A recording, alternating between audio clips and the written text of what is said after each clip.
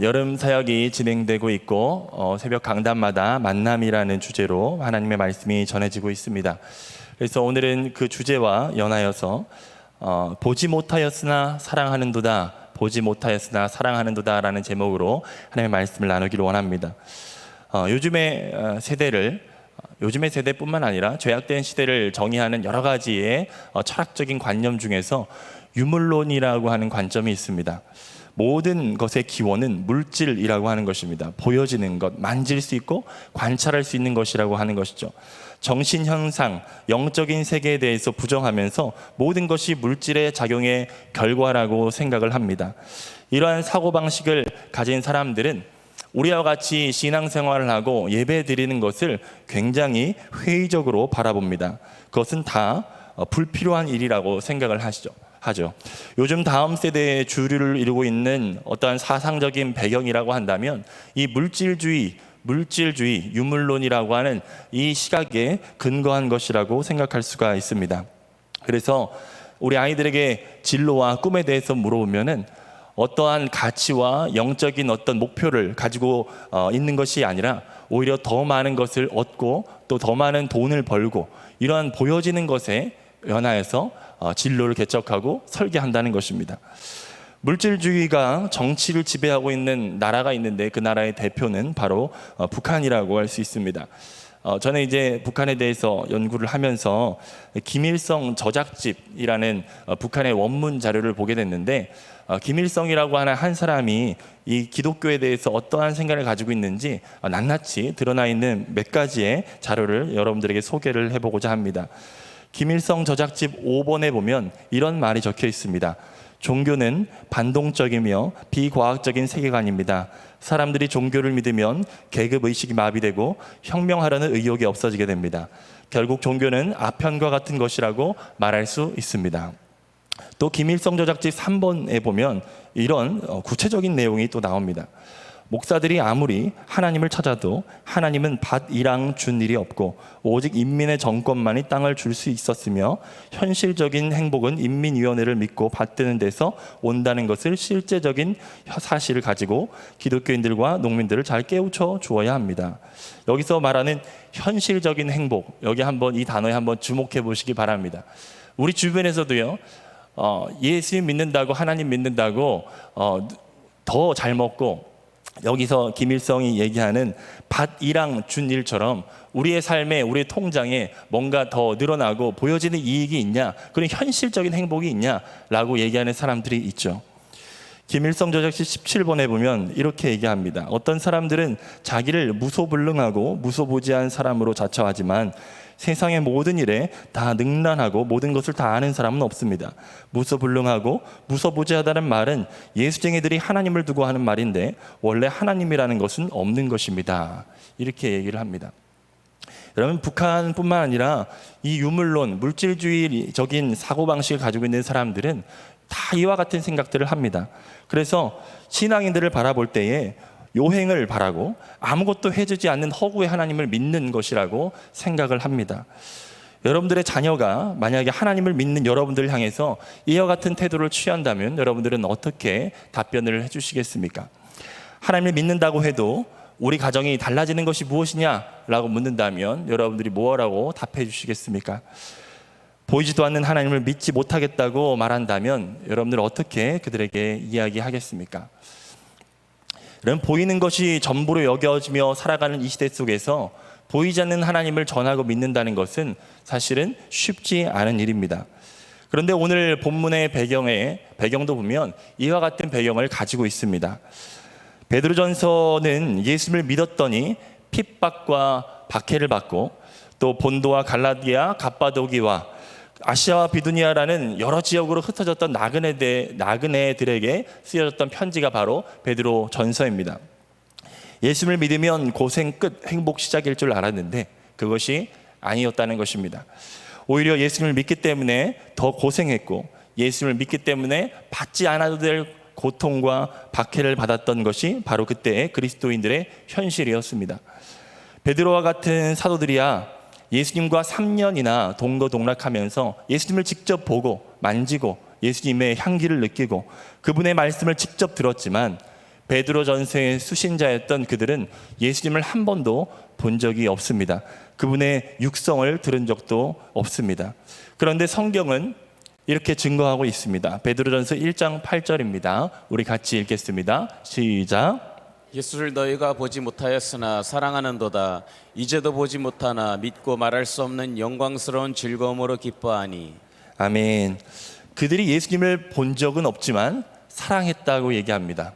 그리고 지금도 보지 못하고 있지만 그 예수 그리스도를 믿는 그 믿음 때문에 영광스러운 즐거움으로 기뻐했다. 그들이 처한 상황은 지금 그들이 이해할 수 없는 박해, 견디기 쉽지 않은 박해 속에 있었음에도 불구하고 그들이 기뻐했다고 얘기합니다. 그들이 비록 육신의 눈으로는 예수님을 보지 못했지만 예수님을 사랑할 수 있었던 그 이유, 그들이 박해 중에서도 기뻐하는 삶을 살 수 있었던 그 이유는 바로 그들이 가지고 있었던 믿음 때문이었습니다. 믿음이 있었기 때문에 고난 중에도 산 소망을 가지고 있을 수 있었던 것입니다. 그들이 가지고 있었던 믿음을 베드로전서에서는 이렇게 묘사하고 있습니다. 1장 6절부터 7절까지의 말씀을 같이 읽겠습니다. 시작. 그러므로 너희가 이제 여러 가지 시험으로 말미암아 잠깐 근심하게 되지 않을 수 없으나 오히려 크게 기뻐하는도다. 너희 믿음의 확실함은 불로 연단하여도 없어질 금보다 더 귀하여 예수 그리스도께서 나타나실 때 칭찬과 영광과 존귀를 얻게 할 것이니라. 아멘. 그러면 시련을 통하여서 그들의 믿음이 약화되는 것이 아니라 오히려 불로 연단하여도 없어질 금보다 더 귀한 믿음으로 더 강해졌다는 것입니다. 물질주의자들, 그런 시각으로 신앙생활을 하는 사람들은 시련과 역경이 닥칠 때에는 금방 그 신앙을 잃어버리게 되는 것을 발견하게 됩니다. 그들은 볼 수 없기 때문에 신앙은 허구라고 얘기합니다. 그런데 그리스도인들은 이렇게 얘기합니다. 우리는 믿기 때문에 볼 수 있습니다 라고 얘기합니다. 믿기 때문에 볼 수가 있는 것입니다. 순서가 바뀌었죠. 믿으면 보입니다. 그렇기 때문에 우리 신앙을 설명하는 것이 사실은 인간의 말로는 쉽지가 않은 것입니다. 예수님께서 이 시대의 사람들을 깨우치기 위하여서 성경에 이와 같은 하나의 샘플을 남겨놓으셨습니다. 그것은 바로 부활하신 후 예수님을 만났던 제자들의 이야기입니다. 그 중에 도마라고 하는 제자가 있습니다. 도마는 처음에는 예수님이 그 제자들에게 나타나셨을 그 첫 번째 만남에서 도마는 그 자리에 있지 않았습니다. 요한복음 20장 24절 말씀 같이 읽어보겠습니다. 시작. 12 제자 중에 하나로서 디두모라 불리는 도마는 예수께서 오셨을 때 함께 있지 아니한지라. 성경에서 여기까지만 설명을 하고 있어요. 그가 예수님 첫 번째 부활하신 예수님께서 첫 번째 제자들을 방문하셨을 때 어디에 갔는지에 대해서는 얘기하고 있지 않습니다.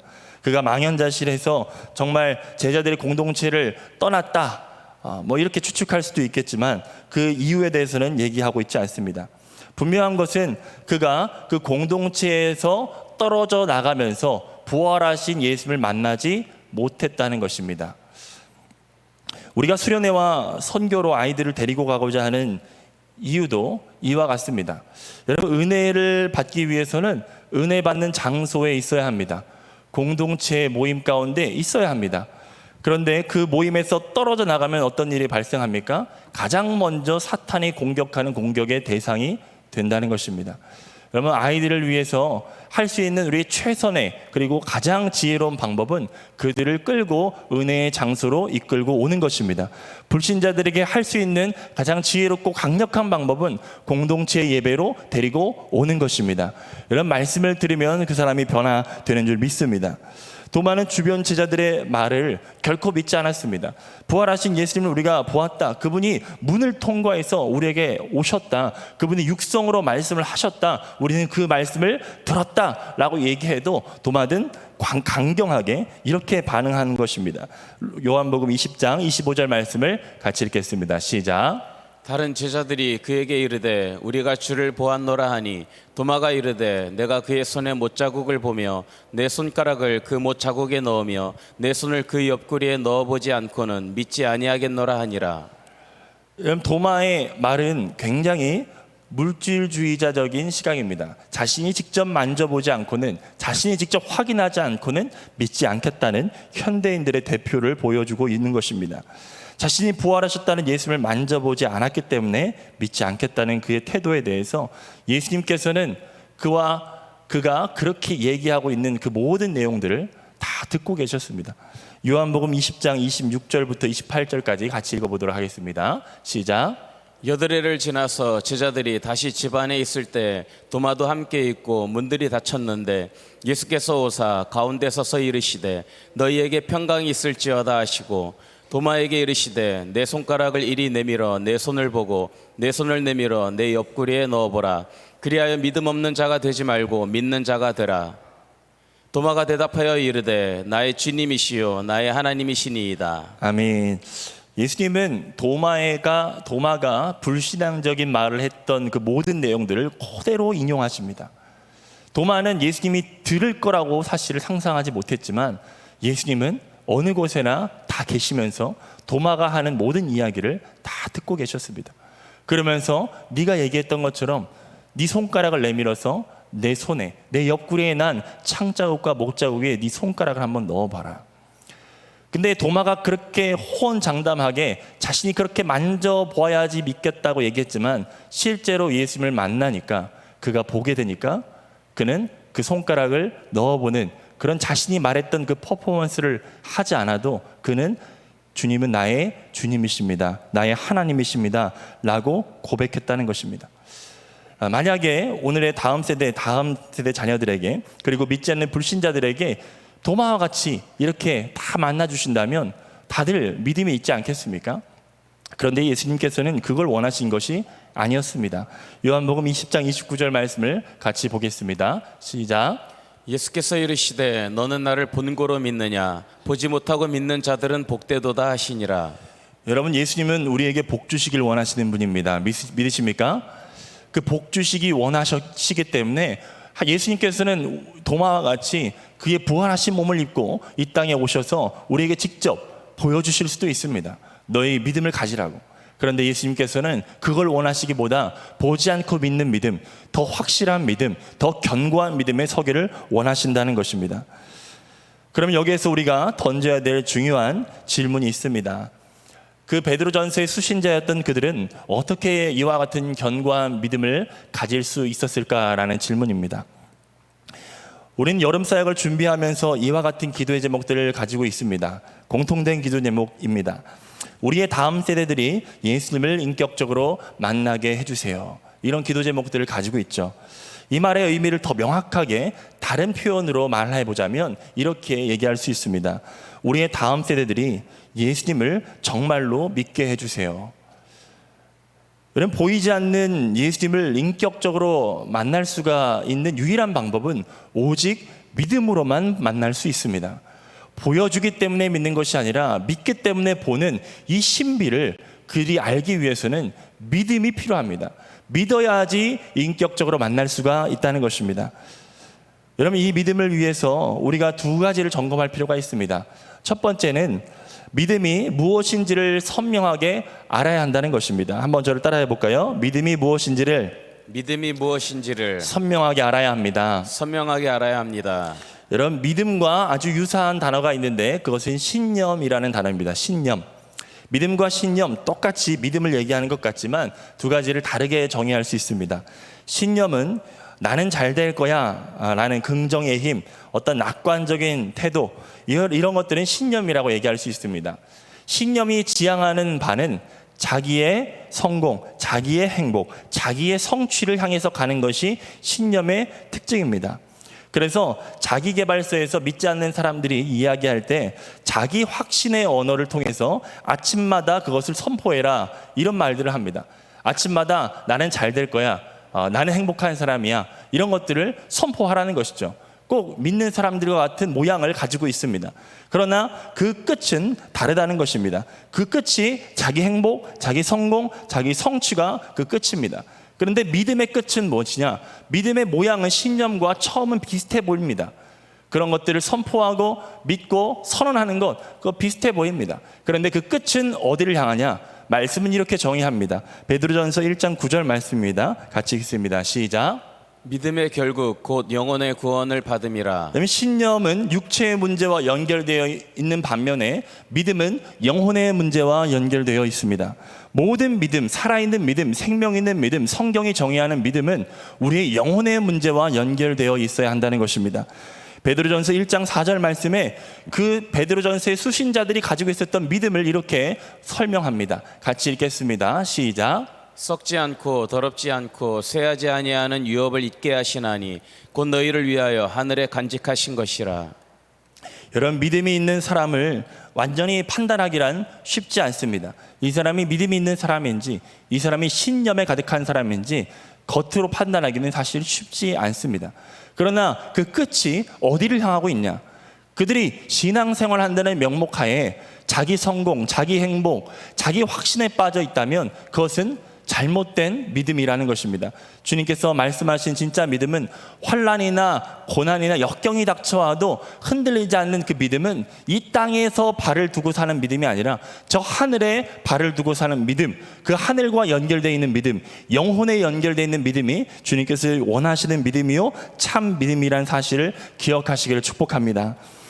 여러분, 이 믿음을 지니기 위해서는 두 번째로 말씀을 가까이 해야 합니다. 한번 더 따라해 보실까요? 이 믿음을 지니기 위해서 말씀을 가까이 해야 합니다. 말씀을 가까이 해야 합니다. 너무나 당연한 얘기죠. 로마서 10장 17절 말씀을 같이 한번 읽어볼까요? 시작.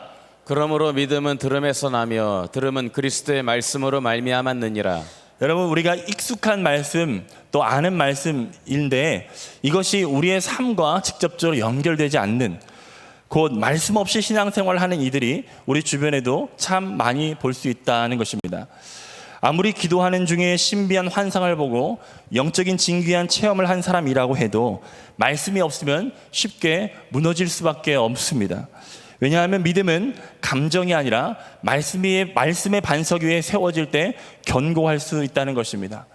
저는 개인적으로 이와 같은 내용을 제 삶으로 직접 경험했습니다. 저는 한밭제일교회 교육부서를 저는 어렸을 때부터 다니면서 영적인 사모함이 있었습니다.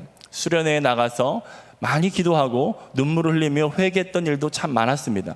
그런데 수련회 끝나고 얼마 되지 않아서 금방 죄에 빠지는 제 모습을 보면서 은혜 받았던 모든 것들이 마치 가짜처럼 느껴지고 내가 진짜 믿음이 뭘까에 대한 어떤 회의감과 어려움이 빠졌을 때가 있습니다. 그런데 그때는 몰랐습니다. 무엇을 몰랐냐? 제가 기도는 열심히 했고 말씀을 이 영적인 공동체 예배에 나와서 사모하는 그 마음은 있었지만 제 스스로 성경을 제대로 읽어본 적이 없었다는 것이에요. 그런데 제가 인격적으로 주님을 만났던 경험은 매일마다 습관적이고 규칙적으로 하나님의 말씀을 읽고 묵상할 때 저는 하나님을 깊이 만나는 체험을 했습니다. 우리의 다음 세대가 이 단에 올라와서 기도하고 뜨겁게 눈물 흘리며 하는 것과 동시에 중요한 일들이 우리 아이들에게 성경을 읽히게 하는 것입니다.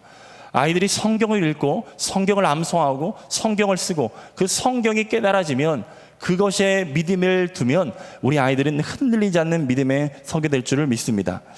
이 점을 아주 잘 보여주는 두 가지의 성경 이야기를 여러분들에게 소개해 드리기 원합니다. 첫 번째는 앞서 살펴보았던 도마의 예입니다. 요한복음 20장에서 나왔던 의심하는 도마의 이야기, 그 결론부에 나와 있는 내용이자 그리고 요한복음 전체에 대한 결론에 대한 이야기가 20장 30절부터 31절에 나와 있습니다. 우리 두 절의 말씀을 같이 읽겠습니다. 시작. 예수께서 제자들 앞에서 이 책에 기록되지 아니한 다른 표적도 많이 행하셨으나 오직 이것을 기록함은 너희로 예수께서 하나님의 아들 그리스도이심을 믿게 하려 함이요 또 너희를 믿고 그 이름을 힘입어 생명을 얻게 하려 함이니라. 31절에 가장 첫 번째 나와 있는 단어는 오직이라는 단어입니다. 근데 이걸 헬라어 원어 성경에서 보면은 the라고 합니다. 영어로는 however입니다. 그러나라고 하는 역접 접속사를 쓰고 있습니다. 그러니까 앞에 나왔던 내용에 다르거나 반대되는 내용이라는 것이죠. 이것을 직역하면 이렇게 할 수 있습니다. 예수께서 제자들 앞에서 이 책에 기록되지 아니한 다른 표적도 많이 행하셨다. 그러나 이것들을 기록한 것은 예수가 하나님의 아들 그리스도이심과 그 이름 안에서 생명을 얻음을 믿게 하기 위함이다 라는 것입니다. 즉 수많은 표적이 아니라 예수님에 관한 이 기록한 말씀이 우리에게 참 생명을 준다는 것을 말씀하고 있는 것입니다. 우리가 아무리 많은 표적과 이적들, 심지어 이스라엘 백성들처럼 불기둥과 구름기둥으로 인도하시는 그 표적과 기적을 만났다고 할지라도 우리에게 하나님의 말씀에 근거한 신앙과 믿음이 없다면 우리는 금방 무너질 수밖에 없음을 이 한 구절에서 분명하게 보여주고 있는 것입니다. 도마의 예와 함께 믿음을 갖는 데 있어서 말씀이 얼마나 중요한 역할을 차지하는지 다른 성경의 이야기를 소개해 드리겠습니다. 누가복음 마지막 24장에 보면 엠마오로 가는 제자와 그리고 남아있는 11제자에 대한 이야기가 24장이 아주 길게 펼쳐져 있습니다. 누가복음 24장 13절이 그 시작인데요. 한번 읽어보겠습니다. 시작. 그날에 그들 중 둘이 예루살렘에서 25일이 되는 엠마오로 하는 마을로 가면서. 여러분 여기 나오는 그날이라고 하는 것은 이 마리아와 다른 제자들이, 다른 여자들이 무덤에 가서 빈 무덤을 보고 부활하신 예수님에 대해서 감격해서 돌아왔습니다. 그리고 베드로와 요한이 그 여인들의 얘기를 듣고 다시 가서 재차 확인했습니다. 그 모든 이야기를 그 남아있는 제자들에게 다 전해주었고 그 이야기를 들었던 그날을 얘기하고 있는 것입니다. 이 엠마오로 가는 두 제자, 글로바라고 하는 제자를 포함해서 두 제자는 이 부활에 관한 소식을 들었습니다. 그러나 그가 길에서 예수님을 만났을 때 예수님이 이신지 아닌지를 알아보지 못했어요. 예수님께서 그들에게 물어보십니다. 너 어디로 가고 있냐? 지금 무슨 일이 일어나고 있냐? 라고 물어보니까 제자들이, 글로바라고 하는 사람이 이렇게 얘기합니다. 당신은 예루살렘에서 난 소문을 듣지 못했습니까? 라고 하면서 세간의 화제가 되고 있었던 그 십자가 사건, 그 부활 사건에 대한 이야기를 예수님께 쭉 서술을 합니다. 그리고 마지막에 그들이 이렇게 얘기합니다. 24장 24절입니다. 같이 읽겠습니다. 시작. 또 우리와 함께한 자 중에 두어 사람이 무덤에 가 과연 여자들이 말한 바와 같음을 보았으나 예수는 보지 못하였느니라 하거늘. 예수를 어떻게 했다고요? 보지 못했다. 부활하셨다고 얘기는 합니다. 근데 빈 무덤이었다는 것을 확인은 했습니다. 그러나 예수님을 제대로 본 사람이 없습니다. 라고 그렇게 얘기를 합니다. 그런데 이들에게 예수님께서는 도마와 같이 부활하셨던 자신의 몸을 보여주시면서 못자국 난 손과 옆구리에 난 창짝을 보여주시면서 이거 봐라, 내가 지금 여기 있지 않느냐라고 보여주시지 않았습니다. 예수님께서는 오히려 이렇게 말씀하십니다. 25절부터 26절입니다. 시작. 이르시되 미련하고 선지자들이 말한 모든 것을 마음에 더디 믿는 자들이여, 그리스도가 이런 고난을 받고 자기의 영광에 들어가야 할 것이 아니냐 하시고. 예수님께서는 쉬운 방법이 있으셨습니다. 부활하신 자신의 육체를 그저 보여주시는 것입니다. 그런데 예수님은 그 방법을 취하지 않고 성경에 있는 이야기들을 풀어주시기 시작합니다. 그 풀어주는 그 순간에 그들은 어떤 경험을 하게 됐냐? 27절 말씀을 한 번 더 읽어보겠습니다. 시작. 이에 모세와 모든 선지자의 글로 시작하여 모든 성경에 쓴 바 자기에 관한 것을 자세히 설명하셨다. 설명을 하시니까 이들이 가진 경험, 이들이 느낀 경험이 무엇이냐? 32절부터 33절 상반절입니다. 같이 한번 읽어보겠습니다. 시작. 그들이 서로 말하되 길에서 우리에게 말씀하시고 우리에게 성경을 풀어주실 때 우리 속에서 마음이 뜨겁지 아니하더냐 하고 곧 그때로 일어나 예루살렘에 돌아가. 그들은 예루살렘에서 떠나왔지만 부활하신 예수님께서 성경에 있는 내용들을 자세히 설명하기 시작할 때에 그들의 마음이 뜨거워지는 경험들을 했습니다. 예수님을 보았다, 빈 무덤이 있었다라는 그들의 증언을 들었을 때는 뜨거워지지 않던 그 마음들이 예수님께서 그 성경에 있는 내용들을 풀어서 설명해 주시기 시작하자 마음이 뜨거워지기 시작했다는 것입니다. 예수님은 그 걸음을 향해서 다시 11제자들에게 가셨습니다. 그리고 그들에게도 동일한 방식으로 말씀하셨습니다. 누가복음 24장 45절에서 48절입니다. 같이 읽겠습니다. 시작. 이에 그들의 마음을 열어 성경을 깨닫게 하시고 또 이르시되 이같이 그리스도가 고난을 받고 제3일에 죽은 자 가운데에서 살아날 것과 또 그의 이름으로 죄사함을 받게 하는 회개가 예루살렘에서 시작하여 모든 족속에게 전파될 것이 기록되었으니 너희는 이 모든 일의 증인이라. 아멘. 제자들에게도 엠마오로 가는 그 두 제자에게도 예수님께서는 성경에 있는 내용들을 자세히 설명하시면서 그 말씀에 근거한 신앙을, 믿음을 갖기를 원하셨습니다. 이런 말씀을 한번 정리해 보겠습니다. 우리는 예수님을 육신의 눈으로 볼 수 없지만 사랑하고 있습니다. 물질주의자들은 결코 이해할 수 없는 이 일이 지금 우리에게 일어날 수 있었던 그 이유는 바로 우리가 가진 믿음 때문입니다. 믿음. 이 믿음은 신념과 달라서 이 땅이 아니라 영원한 삶, 하늘나라, 영구한 소유에 대한 관심을 갖도록 우리를 이끕니다. 그리고 오직 하나님의 말씀을 통해서 그 믿음을 얻을 수가 있습니다. 우리의 다음 세대가 말씀을 사랑하여서 보이지 않는 것을 위하여 보이는 것을 포기하는 지혜로운 자가 되기를 우리가 함께 기도하기를 원합니다. 물질주의, 과학주의가 만연한 이 시대 속에서 영원한 하늘나라를 소망하면서 참된 믿음으로 살아가는 한밭제일 교회가 성도들이 되기를 기도합시다. 이 땅에서 고난이 오히려 우리의 믿음을 더욱 견고하게 하여서 볼로 연단하여도 없어질 금보다 더 귀해서 예수님께서 다시 나타나실 때에 칭찬과 존귀와 영광을 받을 수 있는 한밭제일 교회와 성도들, 우리의 다음 세대가 될 수 있도록 함께 기도하기를 원합니다. 이 시간 이 세 가지 기도 제목을 놓고 우리 함께 기도하도록 하겠습니다. 같이 기도하겠습니다.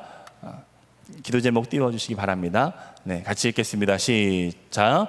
복음 있는 믿음이 아니라 믿음으로 영원한 세계를 보게 되는 성경의 진리를 모든 수련회와 선교 현장에 나타나게 하여 주옵소서. 고난이 우리의 믿음을 더욱 견고하게 하여 그리스도 안에서 얻은 믿음으로 마지막 때에 칭찬과 영광과 존귀를 받게 하여 주옵소서.